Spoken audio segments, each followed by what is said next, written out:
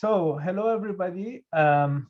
It's a pleasure to be here with you for today's talk, and once again, thank you for inviting me. As the title says, we're going to talk a little bit about in-memory computing, what it is, and a little bit also more about memristive in-memory computing, which is my main focus among all various possibilities in memory computing. So I will start basically a little bit introduction about TU Wien, Austria, Vienna, my activities and research group, and then we jump into in-memory computing with the motivation, benefits, a little bit of classification, and I show some of the examples of other people's work and some of our own work. And finally, I conclude with a summary and look into some of the potential future activities. By the way, this is 87 slides, but don't worry about it. I'm not going to take 1 minute on all of them. So here is Dachstein. Austria is a very beautiful country in summer and winter, even in the rain. And this is a palace actually between where I live and where I work. So please do come visit us.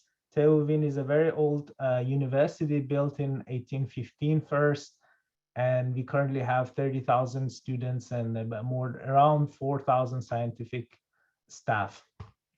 My research activities, I guess it was a little bit into introduction. I also work a little bit on self-star systems and self-aware systems and wearable healthcare. For computing hardware, we have done some work on multiprocessor system on chip, open source GPUs, and partial reconfiguration. An important aspect there is that my emphasis is on practical implementation. Here, all these works have been FPGA validated. So the NUSI GPU won, as mentioned, the first prize in Eurolab for high performance computing open source hardware competition in Zurich, and was invited also into IEEE Date exhibition. I'm going to skip the demo of the GPU since it's not the topic. We are working also on new GPU architectures. Our remote prototyping and testing, which is good for education. Once we open source it, you're more than welcome also to use it in your department, is for education of students, and they can basically prototype their devices on a remote FPGA. Especially during pandemic, this is very helpful so that everybody gets some access to practical work. We don't need it to have an FPGA or get access to physical labs. And this has won actually 2 prizes in digital design contest and also IEEE Date exhibition in 2021. I also work a little bit on healthcare, both physical and emotional healthcare. I'm not going to go deep into it again based on practical work, and self-aware systems for various industrial cell phones and healthcare again. But today I'm here to talk to you about in-memory computing.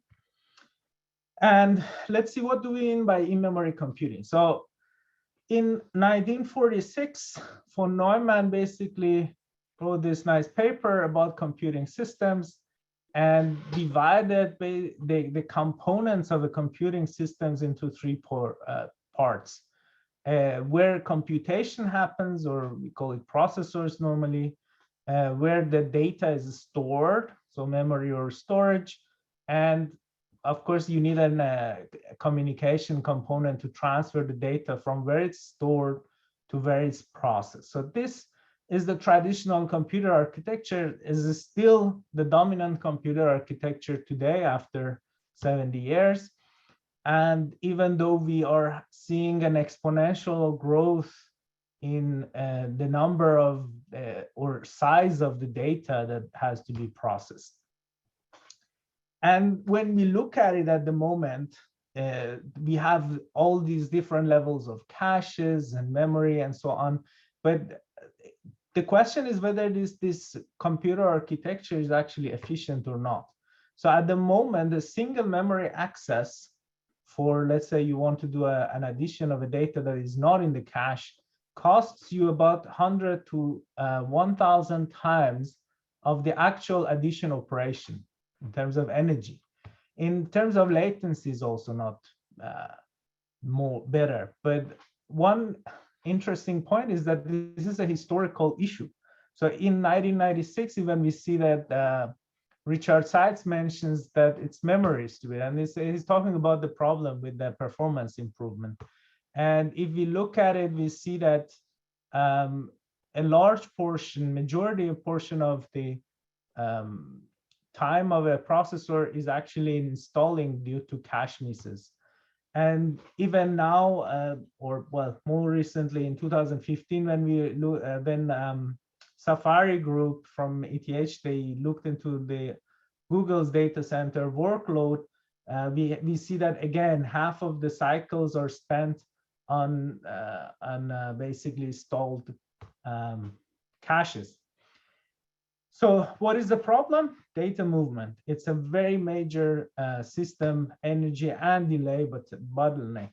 And we have the data movement everywhere. So you have it inside the chip, you have it between the chip and the memory, so DRAM, and between the memory and the storage. So if you look at this work from 2014, we see that it takes about 41% of mobile systems. Just during web browsing, 40% of your energy is comprised of data movement. And this is 115 times as much as the energy an add operation would take you. So this is a major bottleneck. And how can we basically avoid this major performance and bottleneck, energy bottleneck, is to do some of the processing or computation inside the memory. And this way we can reduce the traffic and save on both delay and performance. But before I show you a little bit more about the benefits of in-memory computing, let's talk about some classification. What is in-memory computing? So we have the traditional, let's call it out-of-memory computing, the von-Neumann architecture. So what happens, you have, as you see in the bottom, you have, maybe I should try to also activate, or do you see my mouse? If you don't see my mouse, then yeah, we can see it, Nima. Okay. So you have the computational core here, out far from the memory with a low bandwidth connection to the memory unit, and you do the processing. So typical von-Neumann architecture. What in general, so loosely called, we say in-memory computing. This, from now it's debatable. Everybody calls different things in-memory computing. I'm trying to kind of tell you a little bit about what is more or less acceptable by everybody in different communities. So near memory computing is what happens near memory, as it says. What do we mean by near memory? So it is on the package, for example, of the chip. So it's not inside the memory chip or the memory array, outside the memory chip, but before it is actually transferred to the processor. So it's usually on the package. That's called in-memory or near memory computing. When we come inside the package, but not still inside the array, there is a lot of controversy whether it's near memory computing or in-memory computing. It doesn't matter. Let's say this is the third level in terms of being close to the memory. And the last level is a computation happening really inside the memory array. So that is where the memory elements, whatever the technology, if we are thinking about DRAM, for example, the actual capacitors are located in terms of SRAM cells are located. What happens is that obviously if you go deeper into these levels, so at level 4, you can theoretically, at least, you can have the most saving because the data has the least amount of movement. The lower you go in terms of level, so you come from 4 to 3 to 2 to 1, then that means your data is traveling more. And that by itself means potentially less efficiency. Although we have to consider that in some cases, it doesn't make sense to go very deep. So you have to, in some cases, come a little bit higher, but especially for very large data that you cannot fit inside an array, for example. But this is kind of the basic concept. And now let's look at our memory example, our DRAM example. So what currently in the current computer architecture happens, if you want to copy data, you basically load it from the memory, being the DRAM, for example, to all your different levels of the cache, and then write it back into the memory. What happens here is that you have a lot of latency, and you have a high bandwidth utilization. You get your cache polluted, and you have data that you didn't need it in the processor. So unwanted data movement. This costs you a lot. So for example, that is altogether for a 4 kilobyte page copy, you spend about 1,000 nanoseconds and 3.6 microjoules. And if you did that inside the memory itself, so you copy it from the DRAM onto the DRAM without bringing it to processor, you would bring this 1,000 nanoseconds down to 90 nanoseconds, and this 3.4 microjoules to less than 400th of microjoules. So that means that you have much lower latency, you have much less data movement, much lower energy consumption. You don't need to use the bandwidth anymore, or much less. You use it just to send the command from the processor maybe to the memory. You don't have unwanted data movement in the link between the memory and the processor, and you have no cache pollution.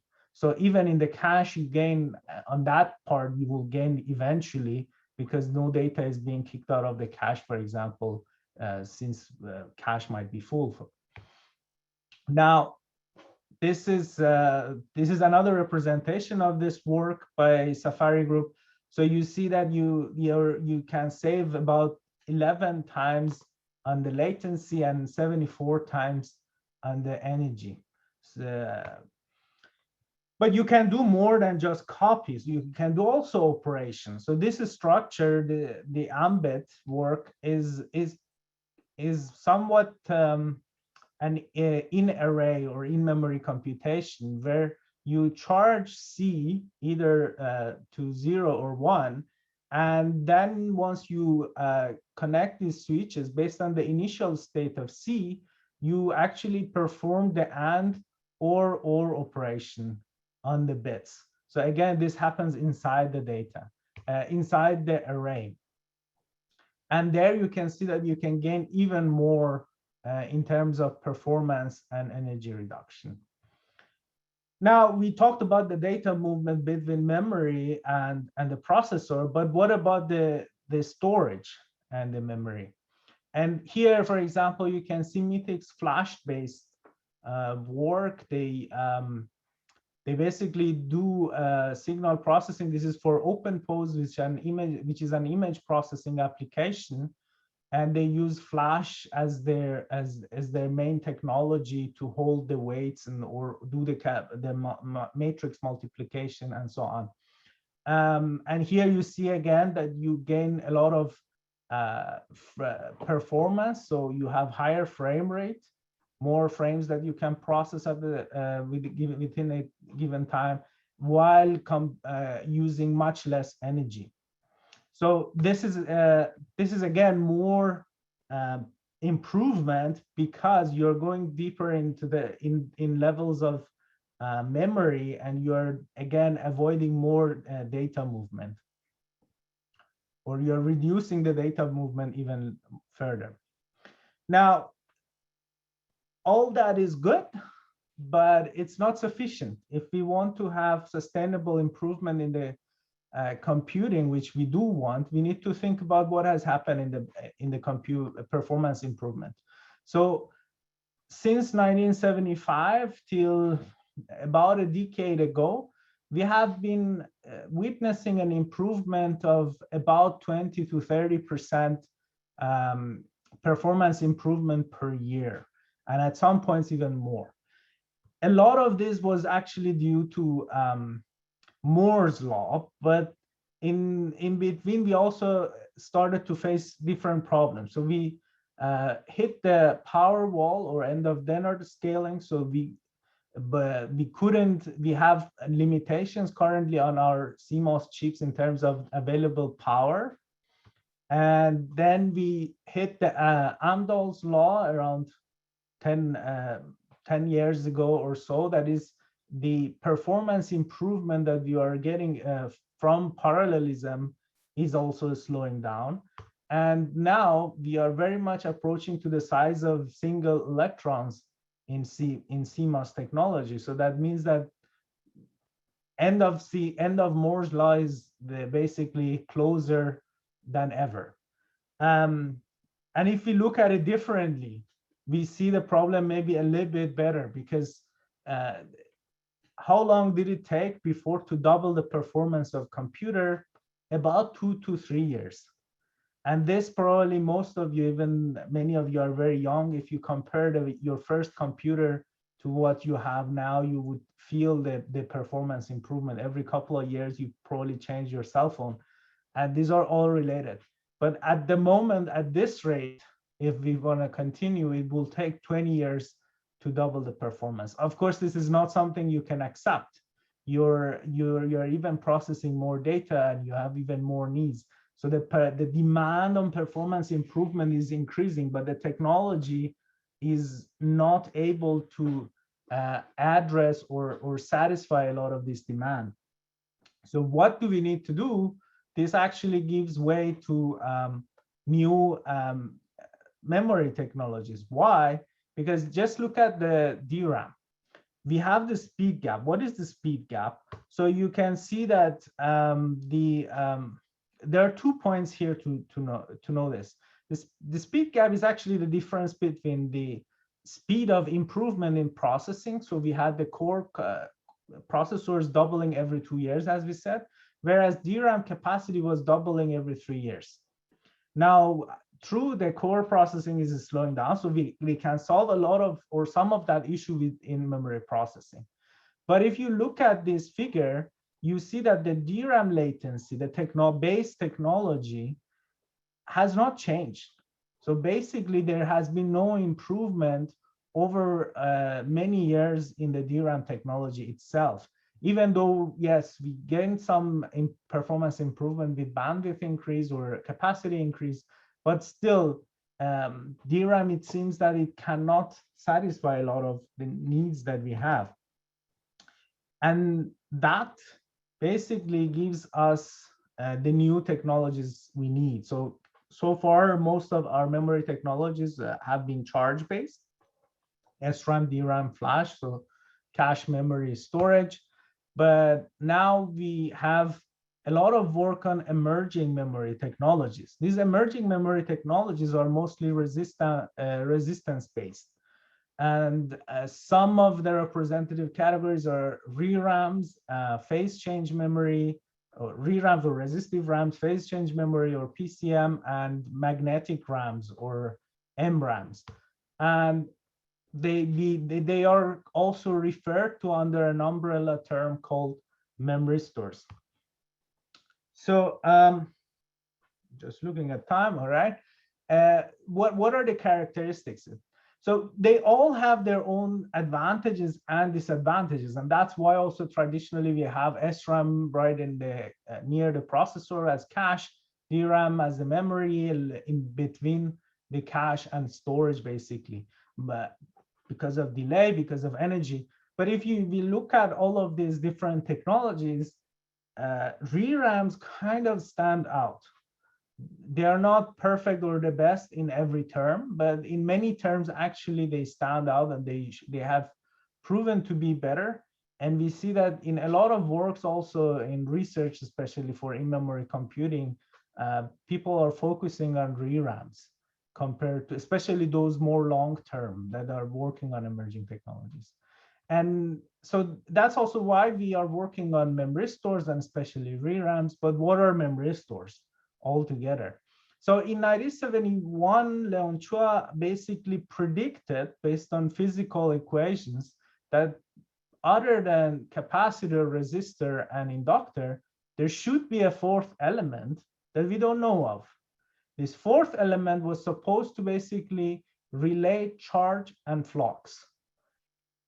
We didn't know anything about it, but he predicted based on physics that it should have properties such as memory that is resistance based. So these were things that he could predict, and there were a lot of works, they were emulated, even memristors and so on. Obviously, these devices existed because it's basic physics. We just didn't know. Or let's put it this way, there were a lot of people witnessing things that they could not describe. They didn't know what it is. What happens is that in 2008, HP comes and connects the dots. They basically connects the dots of their titanium dioxide devices, which are, we know, call them actually ReRAMs, and they call it memristors. They realized they have some of the characteristics, major characteristics that Leo Chua predicted as characteristics of memristors, in particular the hysteresis curve, and called them memristors. And these memristors can be reduced in size up to 3 nanometers square or 9 nanometers square, 3 nanometer times 3 nanometers, and they can be as fast as 1 gigahertz for switching. In 2012, they basically showed a CMOS integration. They showed an all-passive embedded ReRAM and so on. This is also, here we see the symbol for these. This is bipolar actually ReRAM. You could also have a unipolar or monopolar. And yeah, I'm not gonna go into the details of what happens in terms of device in these devices, but these devices were good. They were CMOS compatible. You could build them in crossbar arrays, and you could build them basically on top of the higher layers of metal. Basically, what you need to do, you needed to do between different layers of metal instead of silicon dioxide. You just needed to put a different oxide. So here, for example, titanium, or different dioxide, and then between these two nodes, you would basically form a resistive RAM or a memristors. They have therefore also a very small form factor. They can be built on chip, so fast also interconnects, and they can storage values kind of in an analog fashion.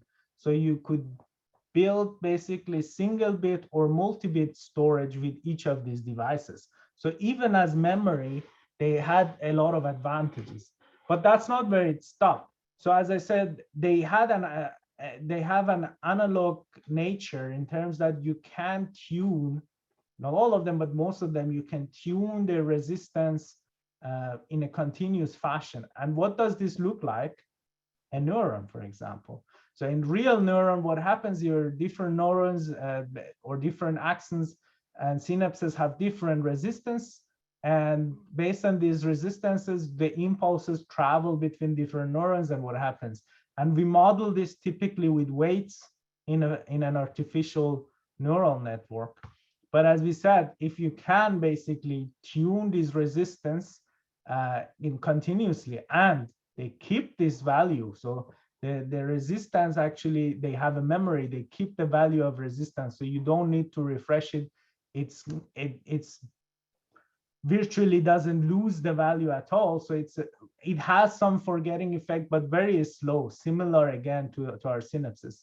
So then basically you can get away with such a structure without doing any of these calculations. So in an analog fashion with proper connections and proper setting of these memristors, you could build an artificial network, if you will, in an analog fashion.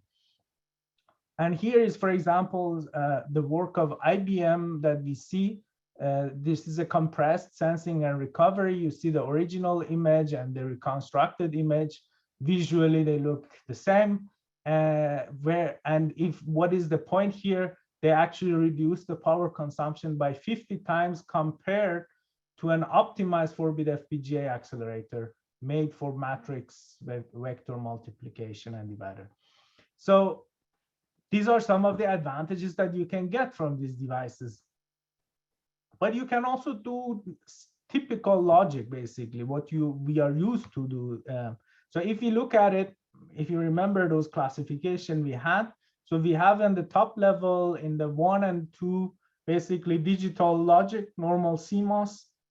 It's just physically far or near the DRAM. So it's on, for example, in number 2, we have also a company called Upmem. They basically produce processors, and these processors are integrated on the DRAM module.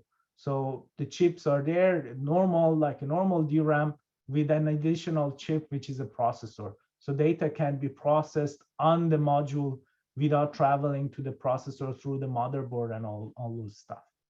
Now, in the near or in-memory computing level 3, if you remember, we are now inside the memory chip, whatever technology we are using.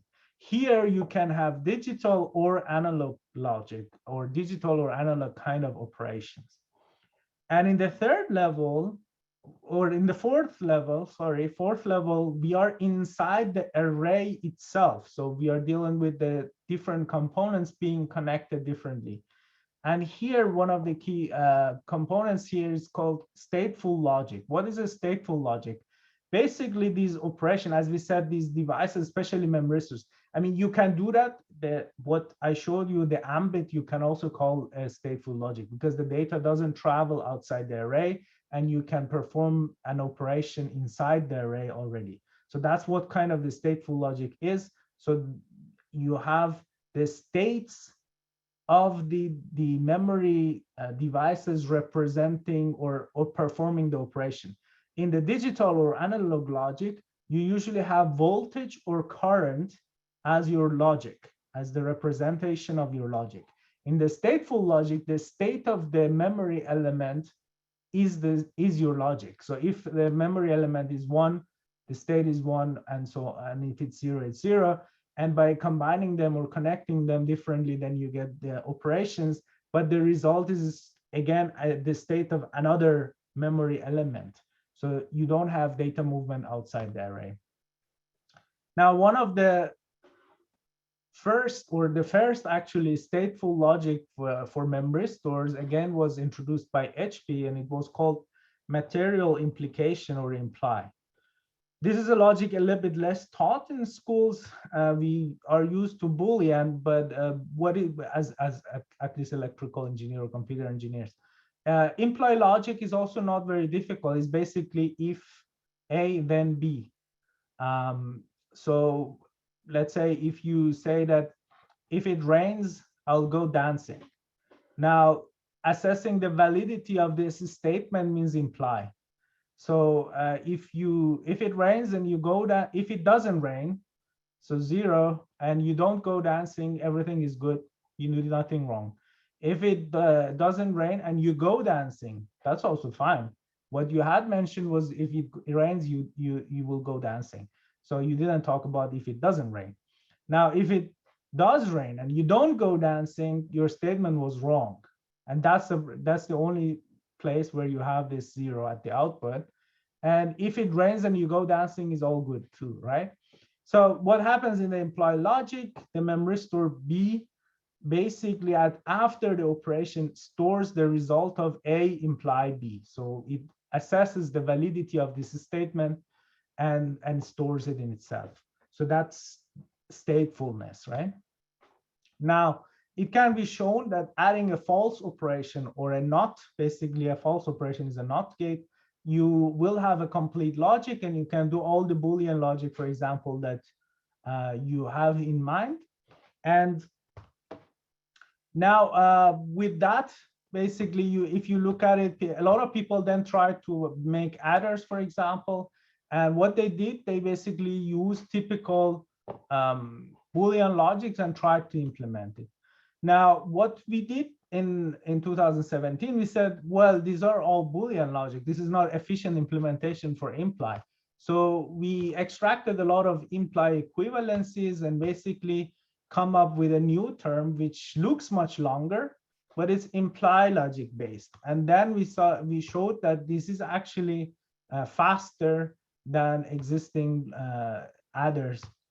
Then we thought about it, okay, but what about topology? So we had the serial topology where everything was in one row or one column. And then we had parallel topology when each bit, basically AI and BI, were in the same row, but the different rows come for each bit. So each ith bit was on a different row. And we said, well, can we do something about that? We came up with semi-parallel topology where we had only two rows. And then we showed that this is actually also more efficient in terms of it's more balanced.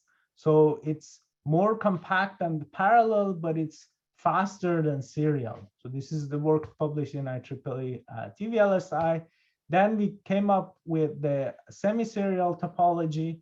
And there we said, okay, let's have one additional basically workspace. And then these are these memristors here. And with this topology and a new algorithm, we again managed to improve compared to typical topology. So here there is a full comparison. This work was published in IEEE Transaction on Circuit and System 1. And based on these adders, we also made a multiplier, and we showed that it's actually better in overall figure of merit that considers area. And this is also a little bit better than most of the comparisons because we also consider the switches and everything that we needed. But what are the problems?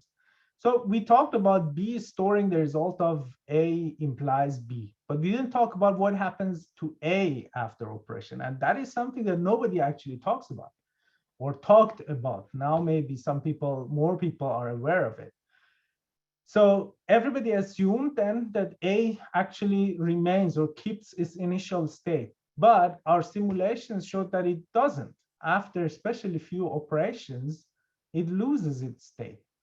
And you could change the parameters of the simulations to be real to actually avoid this, but then the parameters were not realistic, so it didn't correspond to a real memristor. And so this got us thinking. So we started looking into the literature, and we saw that the physical implementation is actually very scarce.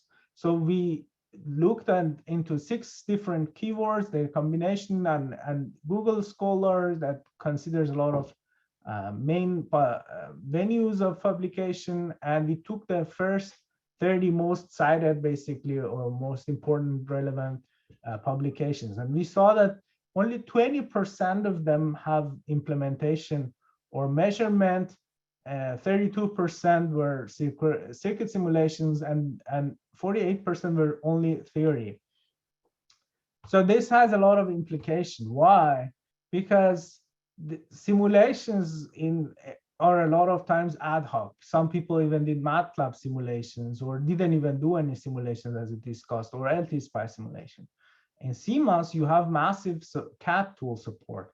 You have really strong tools. You do pre-layout, post-layout. These are things that make even a simulation more reliable, but is not available for memristors as a maturing technology and an emerging technology. Then the models also are very limited. They model very limited situation. A lot of times they are fitted to hysteresis, which is not what you do, especially when you do logic. It has nothing to do with that. It's a totally different dynamic. Variation, temperature effects, leakage, these kind of things are not modeled. Whereas for CMOS, you have thorough models considering small signal, large signal, different corners, conditions, everything is considered in simulations.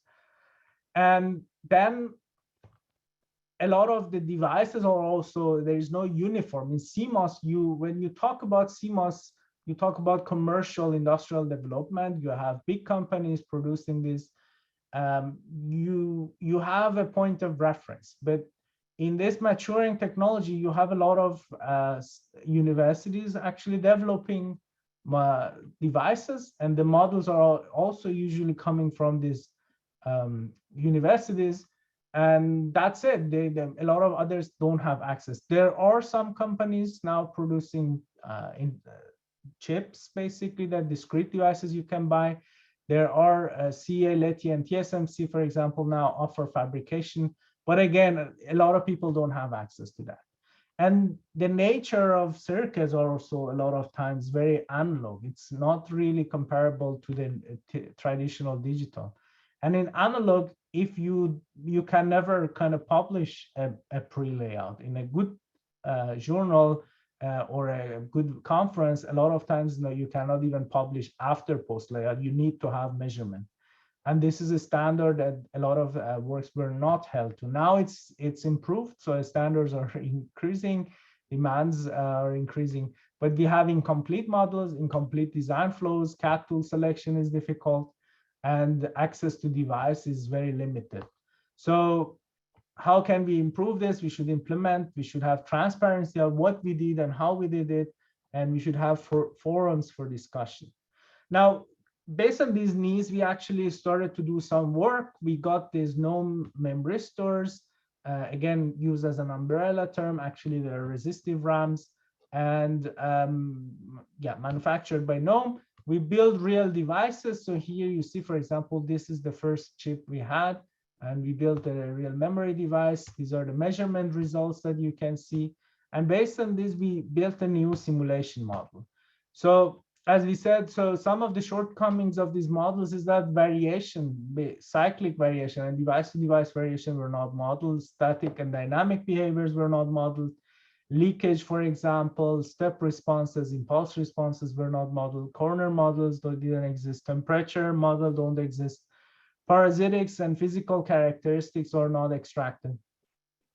We also didn't solve all these problems, but we did work on some of them, including a leakage. So that is the change of the state in absence of any stimulus. And this is slow in general. A little bit is much faster actually on discrete devices because of the parasitics of the package and everything. But generally, it's a very slow process. However, it affects, we'll show that later.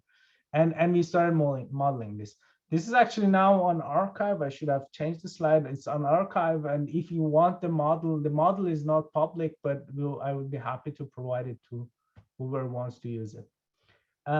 So here we see the results of the measurements in solid dots and in empty circles show the models. And we see there's a good match actually. And here is the leakage effect that we see that, for example, after the operation, this was the resistance, which was changing with time, and the model actually is able to reproduce this effect. And we see that the error is basically very little, so an average error of 4% for state dynamics, and for leakage, average error is only 1%. Now, we got this model and went back to our works and checked the imply. Now, if you look at the imply and then see against the variation of the device, what happens is you see that actually there is a decent or considerable portion of the operations that will not produce correct results when you take into account the variation of devices. But what is even more interesting is that it is not possible to produce one. So you can never actually have a full state change. And this is something that other groups later on showed and proved it mathematically. But before that point, we didn't know. And if you don't know, you cannot do anything about it. And no models also were able to show it because you had just one simulation. Now, we looked at also the effect of leakage and on retention. So basically, how much time do you have before, after the operation, before your correct results becomes wrong? Basically, you have a bit flip due to leakage. And here again, we see that now based on these simulations, you can decide, okay, now I want to have this probability of bit flip error, and therefore on this curve, I can decide where the refresh cycle that I need. And this is something that again was not possible before this model. Now, I think I still have some time, right? Or should I wrap it up? I will be quick. Yeah, go ahead. All right, I'll be quick. So this is a little bit about stochastic in-memory computing. This is the work that we have done with Hassan, Dr. Najafi, actually there in Lafayette. So I'm guessing he definitely will invite or has already invited people to talk about stochastic computing. You know what that is. Basically, the numbers are represented by the ratio of 1 to zeros. And you have advantages like fault tolerance. Generally, you had the disadvantage of imprecision, but recently there are more deterministic methods that produce precise results. You have the advantage that the operations are very easy. So multiplication is a simple AND between two different bit streams. The disadvantage is that you have long bit streams. That means high data transfer problem. And this is exactly where we started, right? We said in-memory computing is where we can combat the issue of data transfer or large data transfer. So then we designed this exact multiplication that was published in EASCAS and also Design and Test, and a different version of it. And here an interesting thing, we can do multiplication in 6 cycles, regardless of the length of the input. Whatever width you get, you can produce guaranteed results in 6 cycles. So this is a big advantage compared to traditional binary, for example, whether it's full precision or limited precision. We have also the numbers of energy. I'm not going to get into it. Next application we explored is sorting in memory. Basically, you have large data always in memory, and you use sorting for different applications. So that could be database, scientific computing, scheduling for AI. In a lot of different applications, you basically use sorting. Now, for that in binary domain, you actually compare different entries and then swap their locations. And in unary, this becomes again much simpler. What you need to do is a simple AND or a simple OR. So again, you gain the advantage of simplicity by moving to the stochastic domain. Now, we implemented the comparator in binary, and then you have the multiplexer. The same in unary. You can see that even visually, it looks much simpler. It needs much less memristors to implement the units. And here again, you have the energy and latency. I'm not going to go deep into the numbers, but if we look at the comparison between a median filter or an image processor, for example, 64-bit image processor that we implemented based on this sorting, we see that you get about 500 times improvement in terms of latency in the binary domain and 10 to power of 5 in unary domain when you do it in memory compared to out of memory. So kind of looping back. Recently, I also filed a patent or applied for a patent. It's published this work in transactional VLSI, single cycle XOR logic. So another stateful logic that is at least twice faster than its competitors.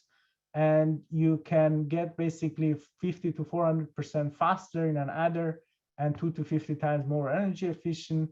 And this will improve. Now we are planning to use this concept basically in other circuits too.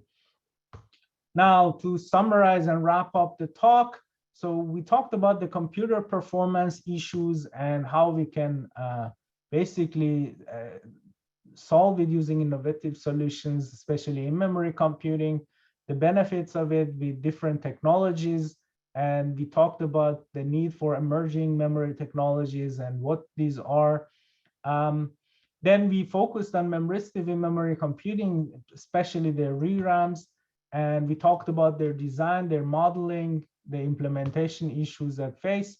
So in-memory computing is a field that a lot of people are working on it. So these are the companies that work only on memristive in-memory computing and large companies. There are a lot of startups, and there are a lot of other companies who work on other in-memory computing technologies, not based on memristors.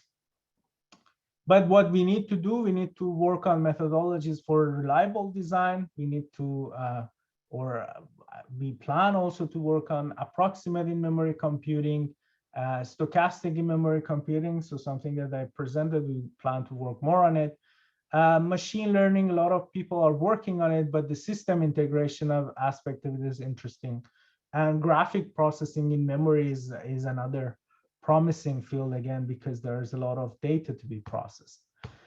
Lastly, I want to thank my collaborators and the students who during the last 5-6 years at TU Wien have been a great help to me, and a lot of other students actually that and also some collaborators that I have not listed here, but I'm really thankful to all of them.